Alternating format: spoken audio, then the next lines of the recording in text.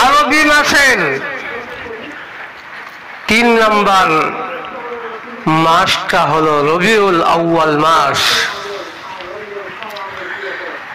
এই মাসটা খুবই ফজিলত ও বরকতি একটি মাস।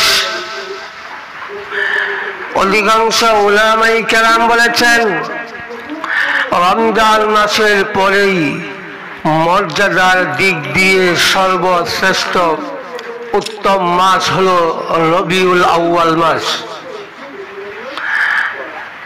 আর রমজান মাস আল্লাহ তাআলার কাছে অধিক পরিমাণ শ্রেষ্ঠ হওয়ার কারণ হলো আল্লাহ সুবহানাহু ওয়া তাআলা বলেছেন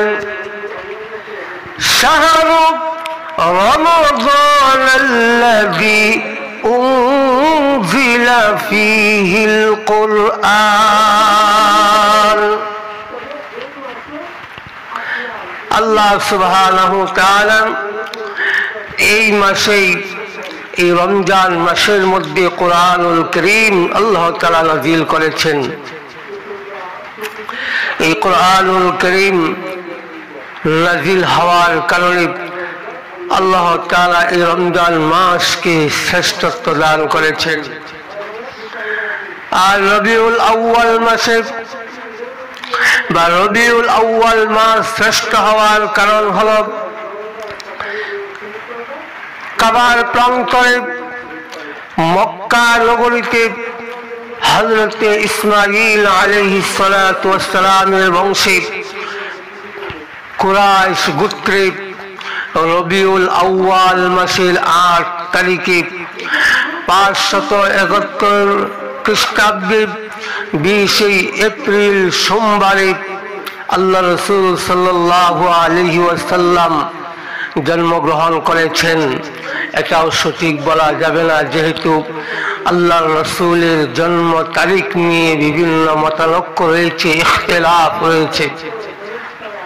কিন্তু 12 রবিউল আউয়াল 28 জুন 632 খ্রিস্টাব্দে সোমবারে চাষতের নামাজের সময় নবুয়ত রিসালতের দায়িত্ব পুরোপুরিভাবে পালন করার পরে রফিকে আলা আল্লাহ তাআলার দরবারে আল্লাহর প্রিয় নবী জনাবে রাসূল সাল্লাল্লাহু আলাইহি সাল্লাম চলে গেছেন।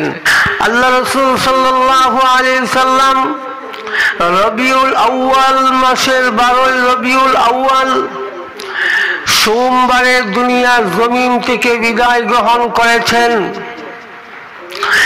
এটা সঠিক, কিন্তু 12 রবিউল আউয়াল আল্লাহর রাসূল দুনিয়াতে জন্মগ্রহণ করেছেন, এটাকে সঠিক বলা যাবে না।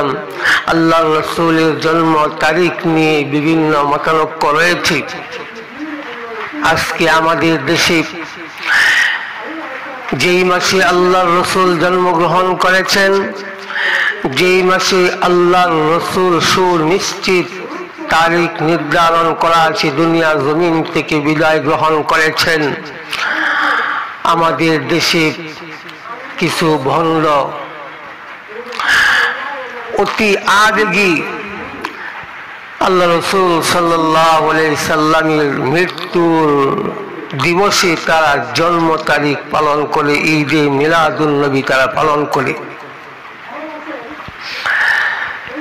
14 রবিউল আউয়াল বুধবার রাতে আল্লাহর প্যারা নবী জনাবে রাসূলুল্লাহ সাল্লাল্লাহু আলাইহি ওয়াসাল্লাম মা আয়েশা রাদিয়াল্লাহু তাআলা আনহার হুজরায় আল্লাহর রাসূলকে দাফন করা হয়। 12 রবিউল আউয়াল সোমবারে আল্লাহর রাসূল চাষতের নামাজের সময় দুনিয়ার জমিন থেকে বিদায় গ্রহণ করেন। 14 রবিউল আউয়াল বুধবার রাতে আল্লাহ রাসূল সাল্লাল্লাহু আলাইহি ওয়াসাল্লামকে আম্মা জান আয়েশা রাদিয়াল্লাহু তাআলা আনহার হুজরায় দাফন করা হয়। এই মাসে আম্মা জান খাদিজাতুল কুবরা রাদিয়াল্লাহু তাআলা আনহাকে হুজুর সাল্লাল্লাহু আলাইহি ওয়াসাল্লাম বিবাহ করেছেন। এই মাসে মুসলমানদের প্রথম মসজিদে কুবা তৈরি করা হয় এবং সর্বপ্রথম জুমার নামাজ আদায় করা হয় এই রবিউল আউয়াল মাসে। এই মাসের 12 তারিখ সোমবারে রাসূল সাল্লাল্লাহু আলাইহি সাল্লামের প্রিয় জন্মভূমি মক্কা নগরী ছেড়ে তিনি মদিনায় হিজরত করেছিলেন। এইগুলি ছাড়াও আরো বহু বছর পরে উল্লেখযোগ্য আরো কিছু ঘটনা বা উল্লেখযোগ্য কিছু আমাদের আকাবির উলামায়ে কেরাম যারা ছিলেন, বুজুর্গ উলামায়ে কেরাম যারা ছিলেন, দ্বীনের রাহবার যারা ছিলেন, উল্লেখযোগ্য কিছু মনীষী এই দুনিয়ার জমিন থেকে বিদায় গ্রহণ করেছে। 5 রবিউল আউয়াল 182 হিজরিতে ইমাম আবু ইউসুফ রহমাতুল্লাহি আলাইহি দুনিয়ার জমিন থেকে বিদায় গ্রহণ করেন। 6 রবিউল আউয়াল 604 হিজরিতে আল্লামা জালালউদ্দিন রুমি রহমাতুল্লাহি আলাইহি দুনিয়ার জমিন থেকে বিদায় গ্রহণ করেন। 11 রবিউল আউয়াল 179 হিজরিতে ইমাম মালিক রহমাতুল্লাহি আলাইহি এই রবিউল আউয়াল মাসে দুনিয়ার জমিন থেকে বিদায় গ্রহণ করেন। 16 রবিউল আউয়াল 204 হিজরিতে ইমাম আবু দাউদ রহমাতুল্লাহি আলাইহি দুনিয়ার জমিন থেকে বিদায় গ্রহণ করেন। 18 রবিউল আউয়াল 1339 হিজরিতে শাইখুল হিন্দ মাহমুদুল হাসান দেওবন্দি রহমাতুল্লাহি আলাইহি দুনিয়ার জমিন থেকে বিদায় গ্রহণ করেন। 18 রবিউল আউয়াল 725 হিজরিতে নিজামুদ্দিন আউলিয়া তিনি দুনিয়ার জমিন থেকে বিদায় গ্রহণ করেন। 21 রবিউল আউয়াল 1052 হিজরিতে আব্দুল হক মুহাদ্দিসে দেহলভী রহমাতুল্লাহি আলাইহি দুনিয়ার জমিন থেকে বিদায় গ্রহণ করেন। 22 রবিউল আউয়াল 4 হিজরিতে বনু নযীরের যুদ্ধ সংঘটিত হয়েছিল। এই উল্লেখযোগ্য কিছু ঘটনা এই রবিউল আউয়াল মাসে সংঘটিত হয়। রবিউল আউয়াল মাসের আমল কি? এই মাসে নির্ধারিত কোনো আমল নেই, তবে কিছু আমল আছে অন্যান্য মাসের মতো এই মাসেও আমল করা যায়। তবে ফজিলতপূর্ণ মাসে আমল একটু বেশি করতে হয়। যেমন অন্যান্য মাসের চাইতে আমরা রমজান মাস আসলে একটু আমলের গতি বাড়াইয়া দিই। এমনি ফজিলতপূর্ণ যত মাস দিন আমাদের সামনে আসবে, অন্যান্য দিনে অন্যান্য মাসেও তো আমরা আমল করি ঠিক, কিন্তু এই মর্যাদা মর্তবার মাসগুলিতে দিনগুলিতে একটু আমাদের আমলের পূর্বের যে রুটিনকৃত আমল আছে এই আমলগুলি আমরা একটু বাড়াইয়ে দেব। যেমন ধরেন হুজুর সাল্লাল্লাহু আলাইহি সাল্লামের প্রতি দুরূদ শরীফ পাঠ করান। এই আমল কিন্তু শুধু রবিউল আউয়াল মাসের নয়, এটা দৈনন্দিনের আমল, প্রতিদিনের আমল। তবে এই মাসে দুরূদের পরিমাণটা আমরা একটু বেশি বাড়াইয়া দেব ইনশাআল্লাহ। যেমন হুজুর সাল্লাল্লাহু আলাইহি ওয়াসাল্লাম বলেছেন, তোমরা সকালে 10 বার বিকালে 10 বার আমার উপর দুরূদ শরীফ পড়বা।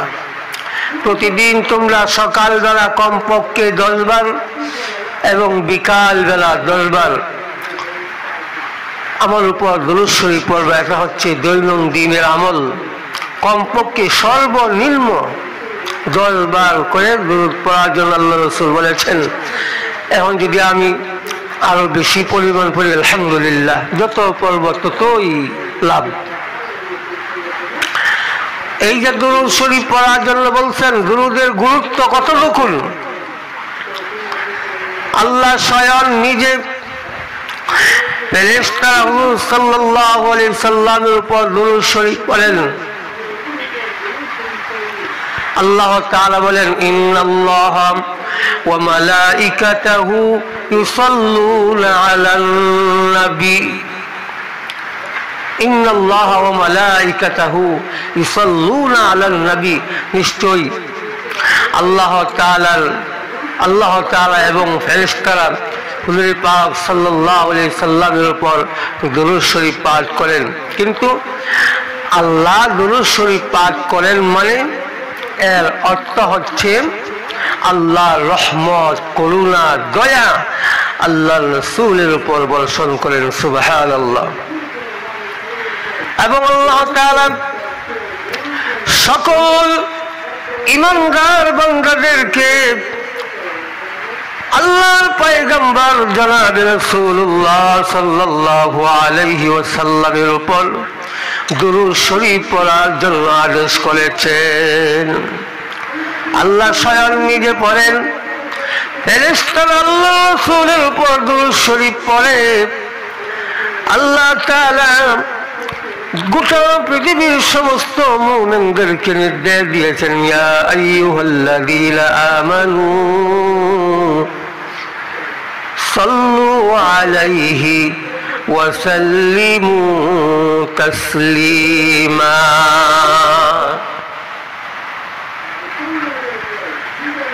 আল্লাহ তাআলা গোটা পৃথিবীর সমস্ত ঈমানদারদেরকে লক্ষ্য করে ডাক দিয়ে বলেন, ও আমার ঈমানদার বান্দারা, সাল্লু আলাইহি ওয়া সাল্লিমু তাসলিমা, তোমরাও আমার হাবিবের উপর দরুদ পড়ো। হুজুর সাল্লাল্লাহু আলাইহি সাল্লাম বলেছেন, তোমরা আমার উপর দরুদ পড়ো, তোমরা যেখানেই থাকো না কেন, তোমাদের নাম ঠিকানা সহ পুরা অ্যাড্রেস সহ আমি নবীর কাছে তোমাদের দুরূদ ও সালাম পৌঁছাইয়া দেওয়া হয়। সুবহানাল্লাহ।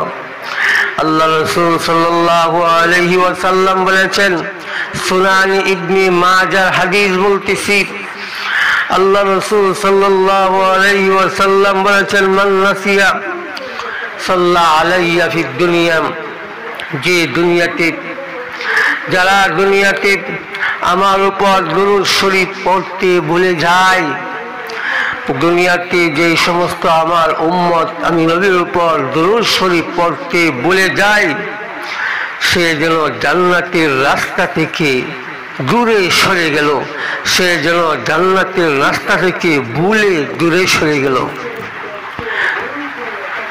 এই জন্যই দুনিয়াতে সবচেয়ে বেশি কৃপণ হলো সেই ব্যক্তি যে আমি নবীর উপর দুরূদ শরীফ পড়ে না। আল্লাহ রাসূল বলেছেন যে দুনিয়াতে সবচাইতে কৃপণ বকিল হলো সেই ব্যক্তি যে আল্লাহ রাসূলের উপর দুরূদ শরীফ পড়ে না।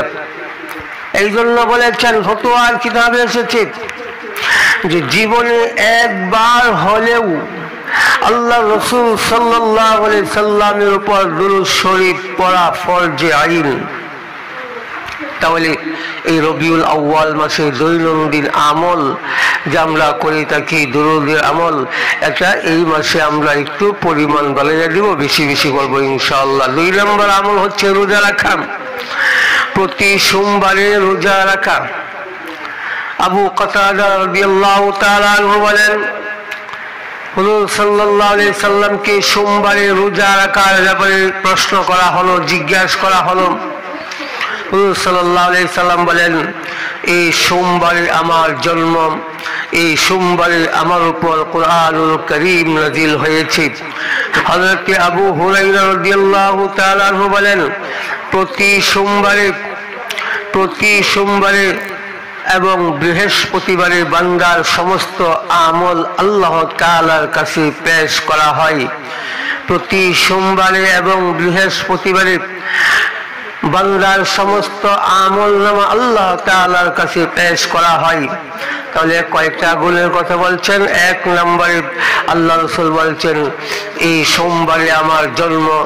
2 নম্বরে এই সোমবারে আমার উপর কোরআনুল কারীম নাজিল করা হয়েছে। 3 নম্বরে সোমবারে এবং বৃহস্পতিবারে আল্লাহর কাছে